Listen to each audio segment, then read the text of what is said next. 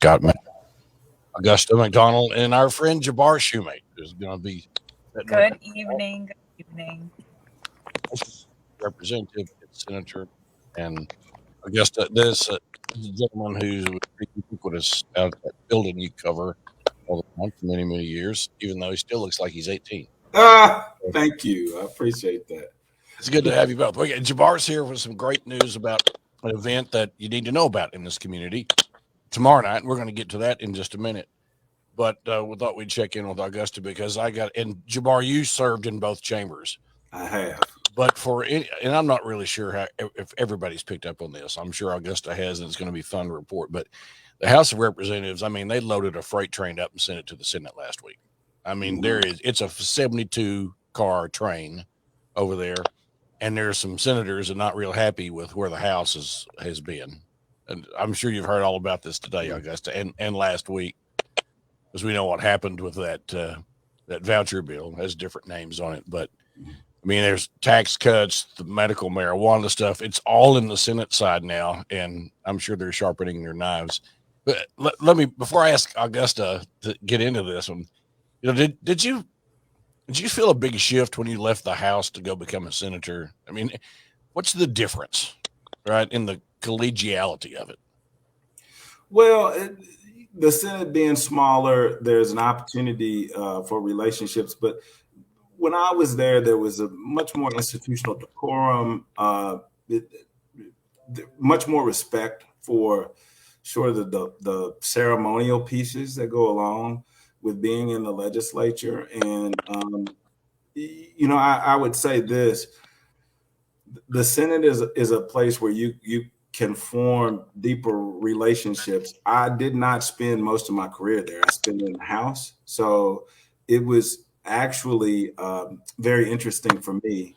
It's like joining an elementary school in the fourth grade and it goes to the fifth grade. And so a lot of deep relationships have been formed as senators, and I had a lot of deeper relationships in the House. But it was kind of boring because in some senses you don't have the attacks. Some of that has changed because the legislature is just so very different and partisan. I'm surprised though that the leadership of the House and the Senate doesn't seem to be as close or on the same page as it used to be.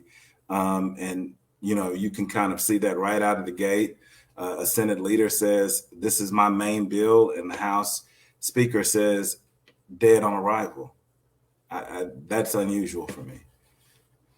Well, it was 2 weeks ago. He'll kill me for doing this, but we were 2 weeks ago, and Leader Eccles was talking about the bill, Augusta, that everybody's been talking about for a couple weeks, the voucher bill, and he said it's a colossal waste of time or something along those lines. So this last weekend there wasn't that sort of terminology, but Augusta, it's all over there. You're covering this up close and personal, so you know what's on the line. I reached out to a couple of my Senate friends tonight, and they're like, "They're busy." I don't know what that means. There's gonna be some payback, right? I think there is. I think there is going to, and it's been interesting. Just kind of in my little world, my little purview. I'm talking to advocates within the education community. Senators, representatives in their various education committees. That's kind of my. That's where I'm hearing a lot.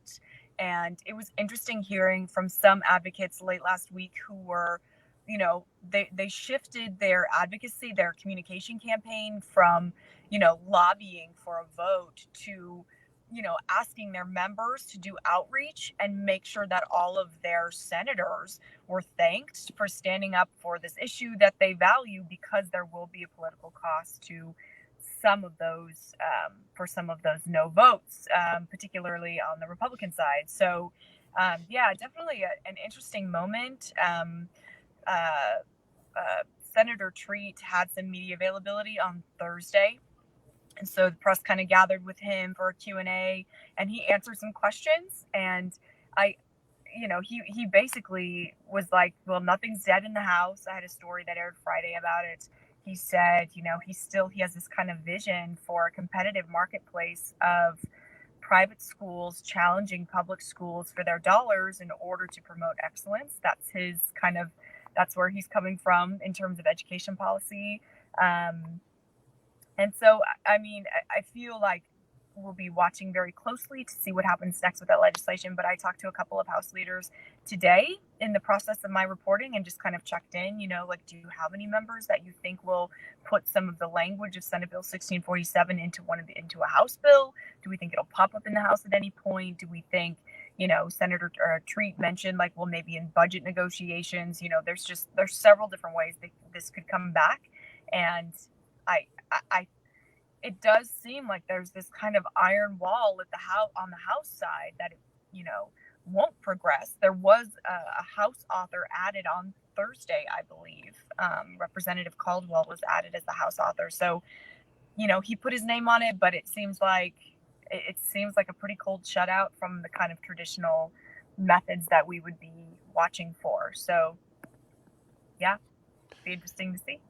I'd be interested from both of you, from my standpoint of watching television. I mean, people get in the news, Facebook and television. Okay, I mean, that's what the data says. That's everything else is color bubbles, right? In terms of what the data says people are getting their news. And I'm watching right now in terms of local news across all the platforms, man, there is a gazillion dollars worth of dark money ads going on out there. I mean, Club for Growth was going after Speaker McCall. They've been going after the governor, both sides of criminal justice reform, this Chickasha stories, But and Jabar, you go back on this one. You'll I'm sure you're a young man at the time, but most people that are around in the 80s remember the Willie Horton ad, the Bush 41, and the Dukakis story. And it seemed to me that back then, whenever you had these big dark money programs and it impacted media discussion. I'm not seeing that. I'm not seeing that these things are really hurting anybody. I mean, Club for Growth, they do not have a great record in Oklahoma. And I mean, that was like drops of water on Speaker McCall. He didn't care. Okay. And I don't know where the governor's at. I'm sure they're irritated. But the fact is, it doesn't seem to me that it's moving from the television audiences and Facebook and places where they're running these ads. I suppose they're on Facebook and impacting where people are going. Augusta, any thoughts on that? I think that's kind of an interesting reflection, because I almost wonder I think there's a couple different things going on. I think people are more aware than ever of kind of these national cookie cutter issues that are showing up in their local legislatures. And there's a lot of local advocacy that's pointing that out and doing a very effective job because of social media, like you said, through Facebook especially, doing a really good job of reaching constituents in districts that are receiving a lot of, maybe TV, a big dump of dollars into TV ads or something like that. I think there's enough social media that can, from local advocates that are kind of cutting through a lot of that communication, that people are getting, they're not just getting basically, I think there's so much media available now that just because you run an ad, like in the 80s, and this is something I talked about when I was, getting my bachelor's degree. We talked about, like when Walter Cronkite said something was the case, that was the truth, because there was such a small amount of information available to the public. And now there's so much information available that I think advocates can respond with information that comes credibly through Facebook or through whatever, if they're knocking on doors, if they're putting up flyers. I think there's just so many more ways to reach people, and there's so much more information available that, you're comparing two different eras of media and kind of the world we live in. So I'm not quite sure how those ads are affecting voters. I think if they were, we would see lawmakers acting, out of, in response to their constituents, calling them, saying, vote yes for this voucher bill. You know what I mean? I think we would have seen lawmakers respond if their constituents were responding. It's my reflection on it. And I think It's early for what it's worth. I don't know what the strategy is. I agree with Augusta with everything you just said. I think that uh, people are so much more sophisticated about locking in their base, and I think especially if you're talking in terms of these ads against the governor, um, Kevin Stitt, for what it's worth, has solidified himself and his image and where he is and his focus and where he wants to take Oklahoma. And I just don't think that there's a lot. We're such our state is obviously not a two-party state really anymore. And I think that the governor and his team are probably very sophisticated about where they need, you know, what their secret sauce needs to be in terms of holding their folks together. And nobody is leaving thinking Kevin Stitt is, you know, not Oklahoma conservative. I don't care what kind of ad you put up. And I think with his record, if he had a difficult time in really, I think his image is set, and I don't think that he has a very difficult time proving he's the kind of conservative that Oklahoma, likes and desires and wants. It's a good point. Let me ask you this, Augusta, and Jabar, you weighed on this one. The previous governor, she was pretty hounded by the press on, especially her second term. All right, so yeah, said Governor Fallon had a great first term, and probably part of that was, man, the money was rolling in. Her second term, the money wasn't rolling in. There were budget difficulties, and there was a lot of press coverage, and they chafed at it. Right? It doesn't seem to me that this governor is too concerned about press that he's getting. I may be wrong about this, but I don't see. I mean, I see some exchanges on Twitter. Frankly, there's Twitter, and then there's Google, and there's Instagram and TikTok and YouTube. I mean, Twitter is so yesterday, right? But I see a lot of the Capitol Press Corps is on Twitter, but there's about 8 or 9 levels that are more important than Twitter now. Okay, this is one of them. YouTube, these sorts of things. I just don't see. And number one, I don't see that they're concerned about it. Number two, I don't think it's hurting them. Right? Yeah. Maybe what you're talking about, Jabbar, is like who needs the press? I don't want to be that callous, but I'm looking at this and going, it does not seem to be the ads. Okay, these Willie Horton-esque ads do not seem to be hitting them. They, they show a little bit of irritation, but it just doesn't seem that it's taking a toll on this governor. Augusta? That's interesting. It's interesting to see. I think people kind of exist in silos of information now, unless you make an effort to break out of your silo of your algorithm, whether that's social media or the channels you watch that might just confirm your own views for you instead of challenging your views. I think that's a good point. For example, like today I did a story on there's actually been some ads run about the governor's promise to pay some of Oklahoma's best and brightest teachers $100,000 annual salary. So I did a story on this. And so this was a promise in the State of the State speech. He also had spoken at something in Enid as well. And so that's where kind of buzz started to happen with this. And so I'm looking into it. I'm reading the bills. I'm trying to figure out what's going on. I did a story in like February about this, kind of breaking down why that's not entirely accurate. Well, I'd like just kind of doing a fact check on that promise. And because I'm reading the text of the bill, I'm interviewing the author, I'm seeing how it works, I'm seeing what it will take in terms of lottery commission revenues and district budgeting and commitments from the districts for this 50-50 match for these, there's a way. Basically, the governor's promise could be possible in finite situations with an ideal teacher and an ideal, budget at a local district willing to commit the money to pay them this $100,000 annual salary if the lottery commission has a $20 million surplus. So it's a very exact situation where this could happen. And so I've been reporting that, and like it's just like the 100K promise is just still out there, and it doesn't seem to affect, you know what I mean? I don't really see my reporting like. And then I did another story on it today because there's a new author there's this pair of bills that kind of are making this effort happen, and so they're passed off to the Senate now for consideration. So they made it through the House. And yeah, it's interesting because I feel like my report, I'm just like, well, there's a gray area to that promise. And I don't know if anybody really, not that they don't care. I report for the education community, the community at large, but I report for people who listen in a big way. So, like, you know, that's the algorithm that I report for and live in, is this OklaEd hashtag, OklaLedge hashtag, people who are interested in this information already. But for people who aren't, do they really want to know how this law works and whether or not the governor's overpromising something? I don't know. I don't know. So that's one very small example of the media pushing back on something the governor's saying, and I don't think he'll be affected, or I don't think the community is affected by my reporting on this issue unless they're already interested. So there's that.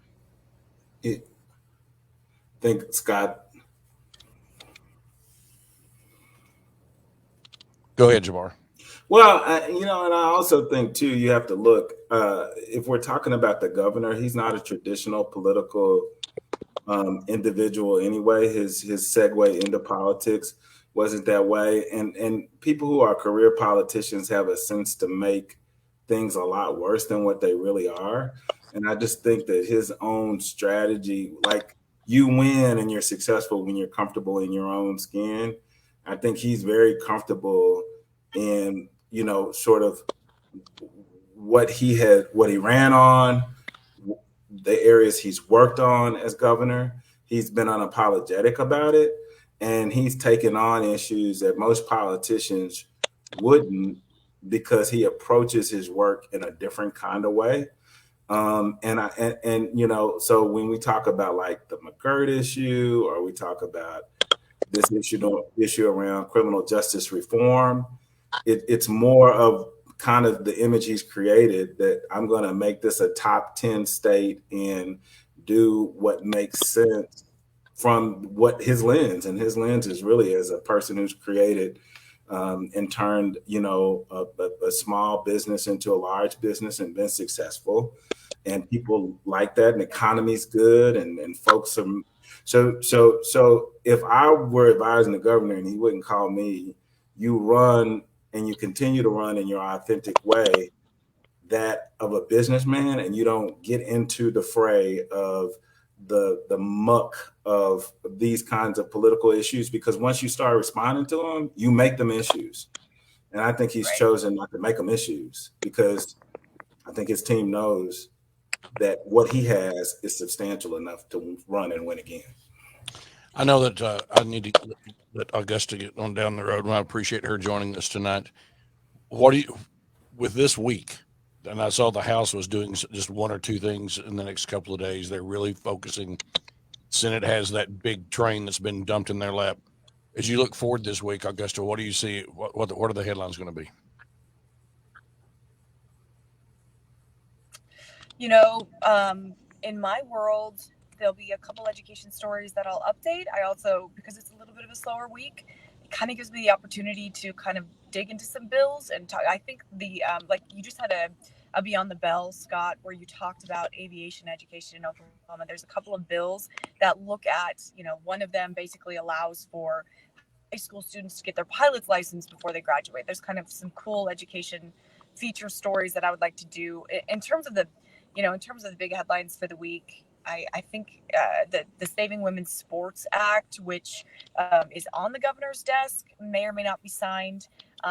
When the deadline for that bill being signed either expires or he signs it, that will be a headline for sure. And that's the bill that bans transgender girls from playing women's sports, high school and collegiate level, I believe, in Oklahoma. So that will there's a lot of nuance to that story, but just kind of in brief, that might pop up again this week. And then I'm following a couple of charter school management issues. Honestly, my stories this week might not be the headlines. The education stories might, they've been the headlines, but this week might be a little bit slower. So we'll see. Well, it was about time. I mean, you guys have been running when it wasn't tornado stories. You were like double covering out at the Capitol. So we got to let Augusta go. Yeah, I mean, I'm always, it's been a bit of a sprint, a long day, sprint, all kinds of stuff going on. Augusta, thanks so much for joining us. We'll see you again soon. Okay. Thank you, Scott. Nice to meet you, Jabar. Thank you. Thank you.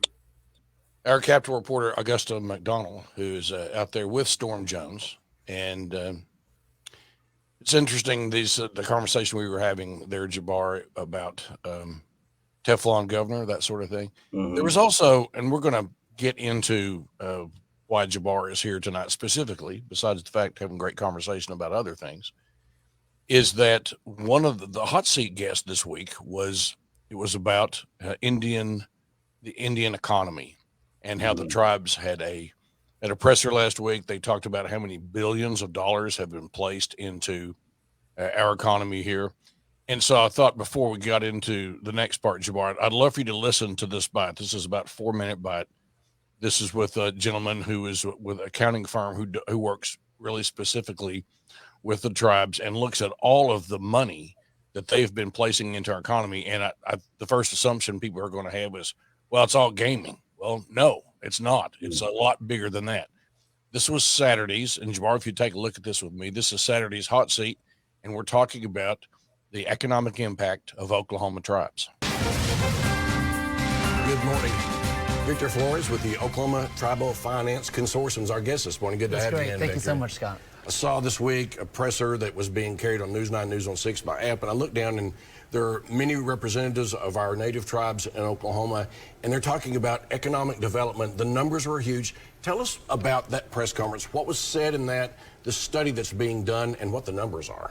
Thank you, Scott. So just something just super exciting is that our latest study of the Oklahoma Native economic impact for FY19 that we just released this past Wednesday showed a $15.6 billion economic impact here in our state.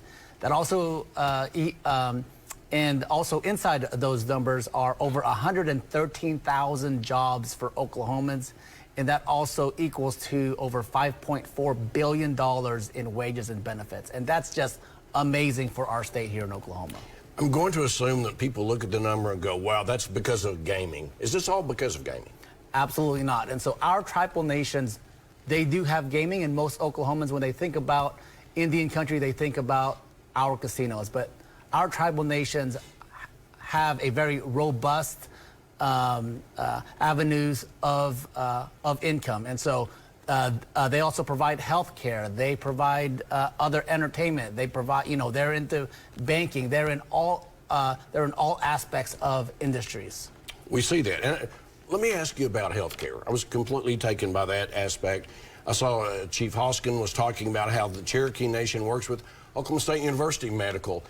We have really bad outcomes in Oklahoma, as you know. How is this impacting those of us who are not native?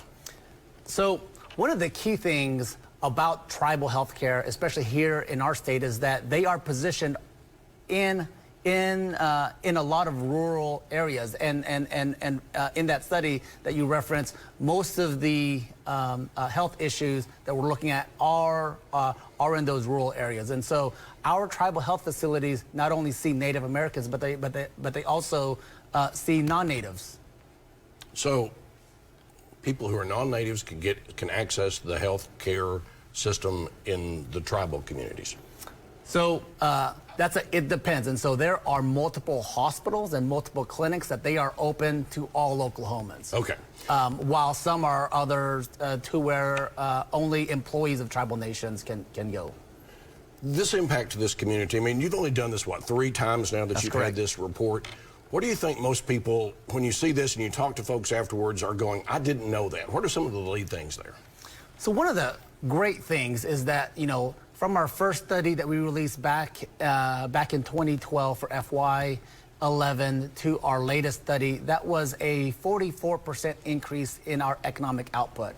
In regards to jobs, there was a 30% increase. And so what that says is that our tribal nations are strong here in our state, but moreover than that, they are reinvesting their dollars in our Oklahoma communities. And that's what's so exciting about it.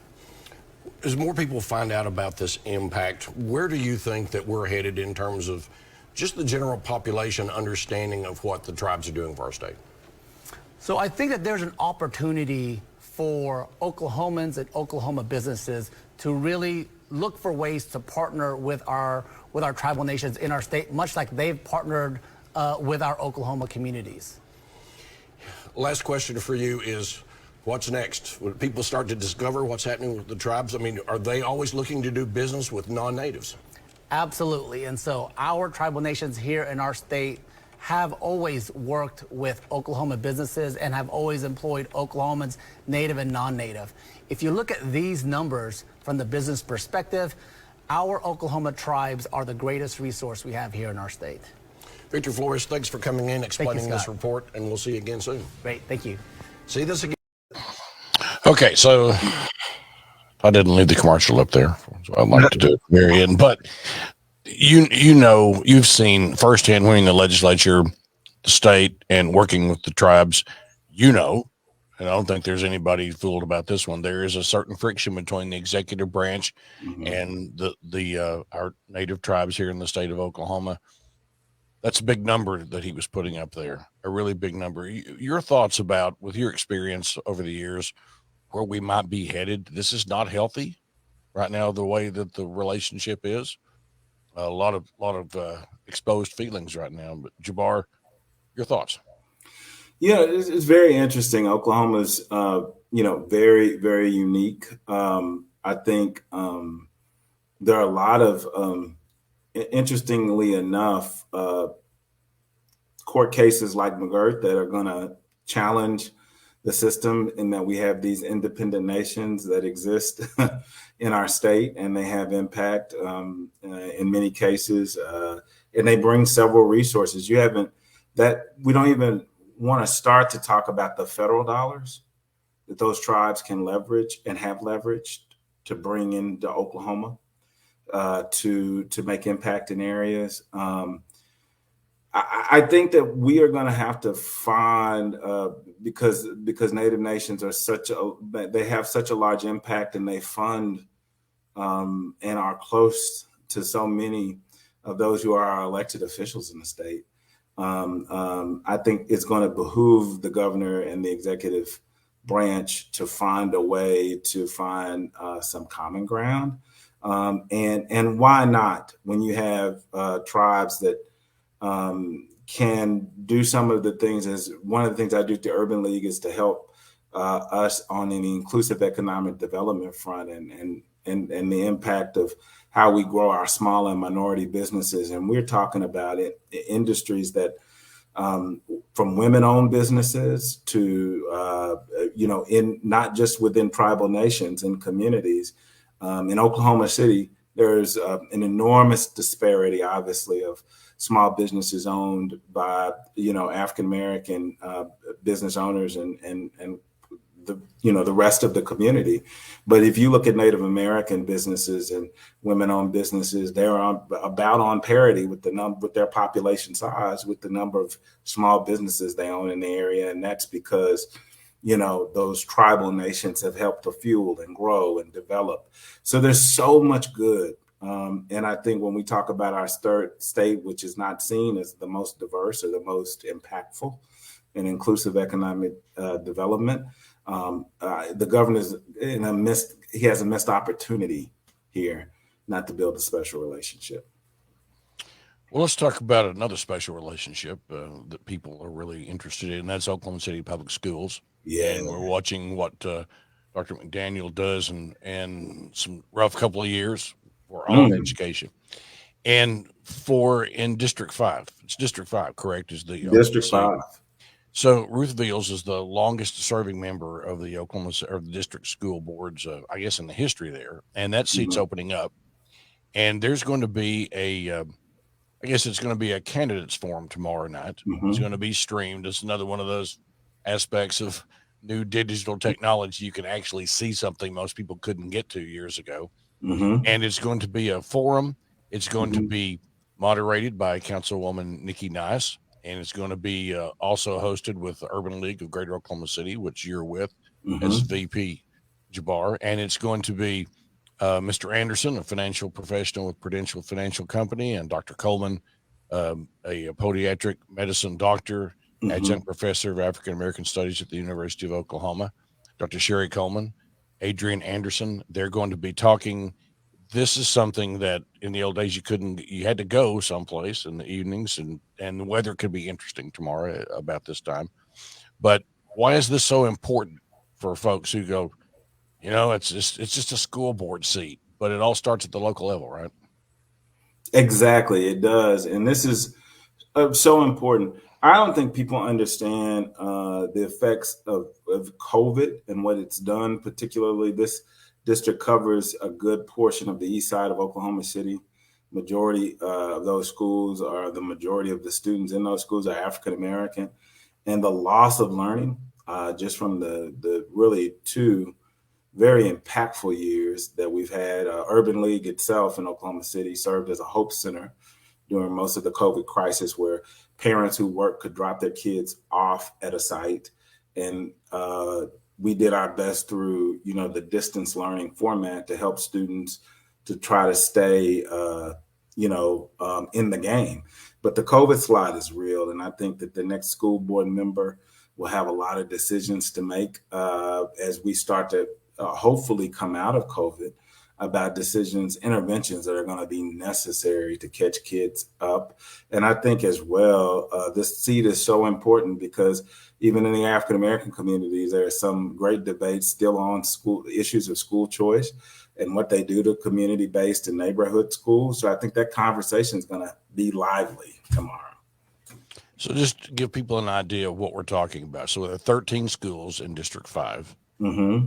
They are MLK Junior Elementary, Thelma Parks Elementary, Rogers Elementary, Scheidler, Spencer Elementary, Willowbrook Elementary, Moon Middle School, Wheeler Middle, Capitol Hill Middle School, Star Spencer Middle School, Douglas High, Classen SAS at Northeast High School, and Spencer High School. That's a lot of territory. Mm-hmm. That's a lot of young people. Mm-hmm. It's an important seat. Yep.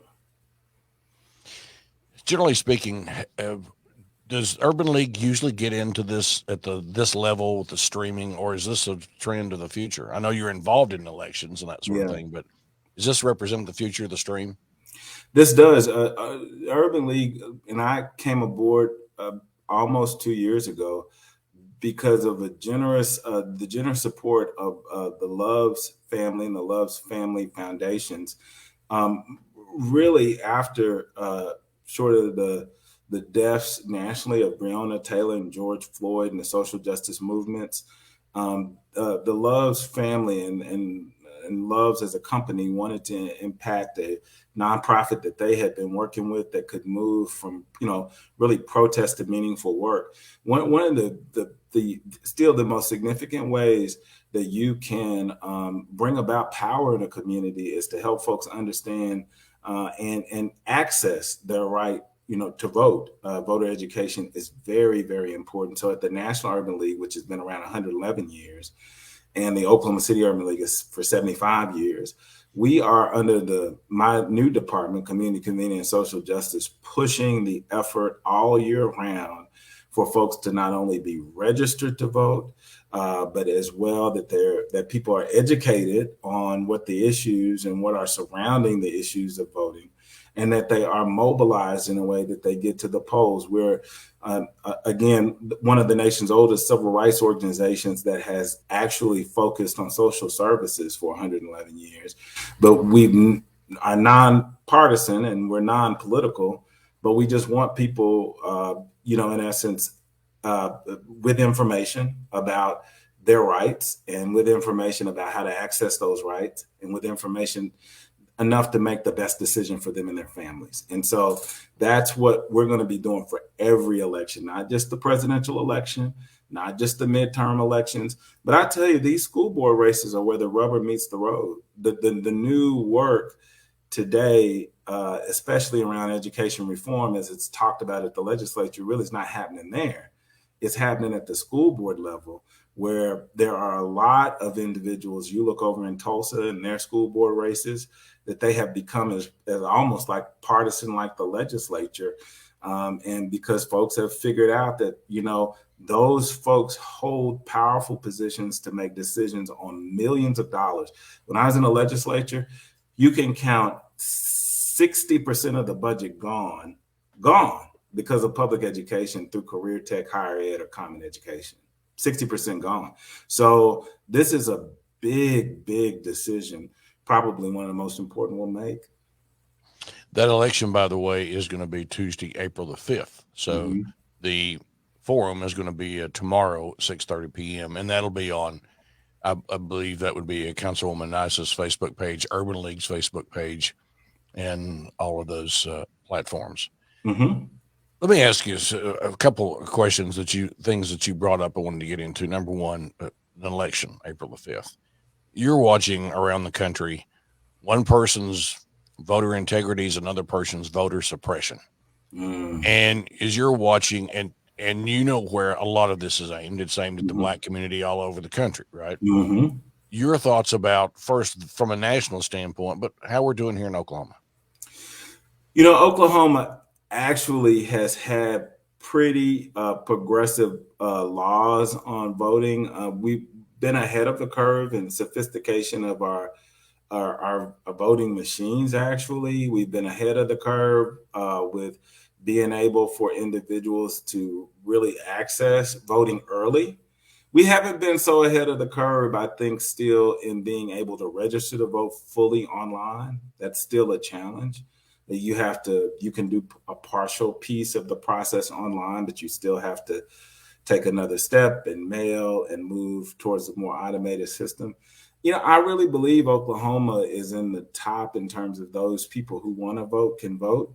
I think that, if we had room to improve, it would be in a more sophisticated, automated system of registration.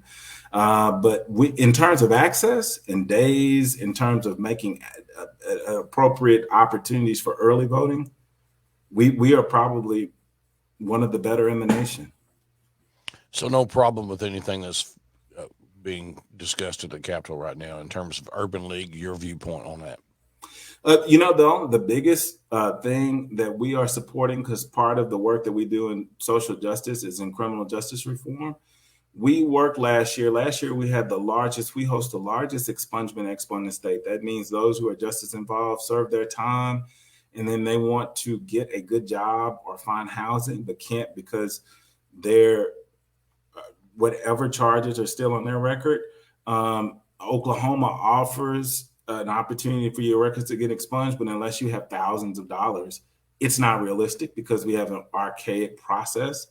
The OCPA and the Oklahoma Policy Institute or Network, the liberal and conservative think tanks came together this year and crafted legislation called a Clean Slate Initiative. Representative Nicole Miller is pushing. It passed pretty easily through the House and on its way through the Senate. It would say that if you've served your time and you're eligible for an expungement, and coupled with several expungements that we have allowed for those that have completed their time through some kind of diversion programs because we've been smarter on crime, then a computer algorithm will pretty much work the process instead of an archaic system and take out having to pay lawyers thousands of dollars so that you can just stay out of the system, meaning you can move on, get your records expunged, apply for a job, apply for housing. And we do that at the Urban League. Once we helped 21 people in our first cohort. 600 people came to Urban League this summer. 21 folks we pushed through the expungement process. Judge Cindy Trong said she hadn't ever seen 21 people have their records expunged at one time. This Clean Slate Initiative will allow hundreds of people who've been justice involved, serve their time, just want to move on with their life, do that. And Republicans and Democrats are coming together to do this. And so I'm proud of my state on some smart, common sense criminal justice reform efforts that put people in prison that should be in prison, but then is doing the best to not make, at least at the time that I was in office, the criminal justice budget was growing by a rate of, it doubled itself 2 to 1. And that is not smart when you have a state that has so many other needs. And so Oklahoma is putting the people in prison that should be in prison and moving those folks out of the system that should be, and hopefully they don't return. And that's what we're doing at the Urban League and we work with OCPA, and we've worked with as well some of our more progressive think tanks. We don't care where the good, solid solutions come from. And that's how I was as a legislator. I'm glad to be a part of the Urban League. Last little question that was dovetailed off of our discussion. We'll get back to wrapping up on the candidate forum tomorrow. But, we've been spending some time on this particular program over the last few months, really focusing on trying to get to the meat and potatoes issue on that building downtown. Mm-hmm. And there is, I think, a couple of really big moments coming in the next few weeks. I think we'll start the big one next week in terms of trying to get a new building financed. Now, I know there are folks still talking about what's going to be like, how to treat people. But it is clear that there has been some improvements in the old building, but it's unanimous across the board. That's not going to serve purposes for the future. It has to be done. We've seen the Greater Oklahoma City Chamber of Commerce come out for a new building, business leaders come out for a new building, county commissioners, this sort of thing. As you watch, number one, I ask, does it trouble you that there's so little coverage of how big an issue this is down there?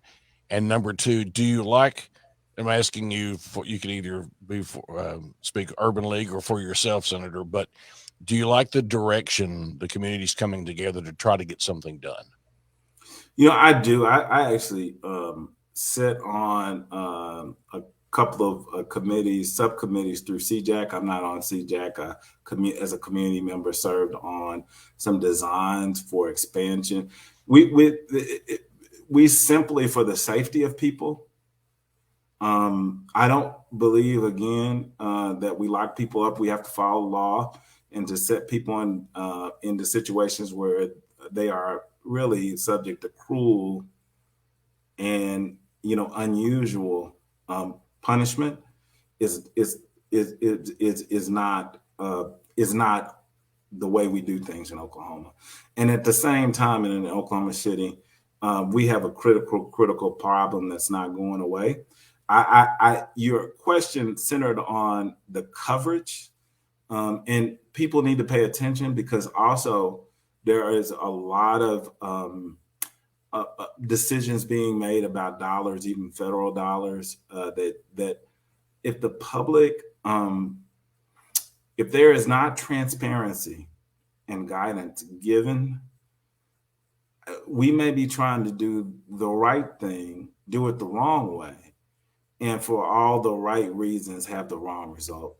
I'm afraid that if we don't have more of the public as watchdogs, then the way that this gets done, kind of like legislation in the legislature, gets to be so messy, it's like making sausage. And a good thing, a positive thing, a thing we're supposed to be doing, could be done in a way that alienates people. And so I want people to pay attention, and I think we need to put more of light on the process, because that's the only way you keep elected officials accountable. It appears to me, and well spoken, thank you, sir, for that. I think that there's going to be a big issue, probably a bond issue, that's going to be talking about legislature, Representative Kennedy's working to get ARP funds, just put everything together to try to get this done. We've had folks from North Carolina talking about what that building needs to be doing or not be doing in terms of treatment of mental illness. All this stuff is just going on. I want you to know that as we get into this, and we're going to try to cover the heck out of this deal in the next few months, is that Urban League is always welcome. And anytime that you or Urban League have something that you want to add to this conversation, we're here. All you got to do is throw a rock. I appreciate you, Scott, and thank you. It's been a pleasure to talk to you. Reminding folks, the reason former Senator Shumate is here tonight is that tomorrow there's going to be a candidate forum put on by Councilwoman Nikki Nice in the Urban League of Greater Oklahoma City. It will be 6:30 tomorrow night. It's going to be on her Facebook page, the Urban League's Facebook page. Who knows how many maybe some of the stations will choose to cover this, but this is District 5. A lot of big schools, important issues when you're talking about the local level. And you've been involved in state politics for a long time. There's nothing can get quite as, shall we say, interesting as a local politics. So it's great that there are these forums that Urban League's putting on this forum. Hats off to you. Hats off to Councilwoman Nice to get this done. Jabar Shumate, former House member, former state senator. It's a pleasure to talk with you tonight. Glad to get you to weigh in on all these issues.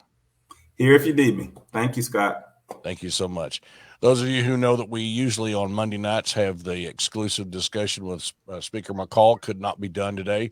So Speaker McCall's exclusive interview on Mitchell Talks will be Wednesday night during Health Watch Oklahoma with Jeff Dismuke. So we'll have that. I'm not sure what the topic is right now, but that will be Wednesday night instead of tonight. So look forward to that. All right. So on behalf of all the folks at News 9, News on 6, Ryan Welton, Jabar Shumate, Augusta McDonnell, and all the folks that get it done, we're so grateful that you joined us tonight. See this again on news9.com/yourvotecounts. Follow me on Twitter at Mitchell Talks, and we'll see you Wednesday night right here on Facebook. Take care.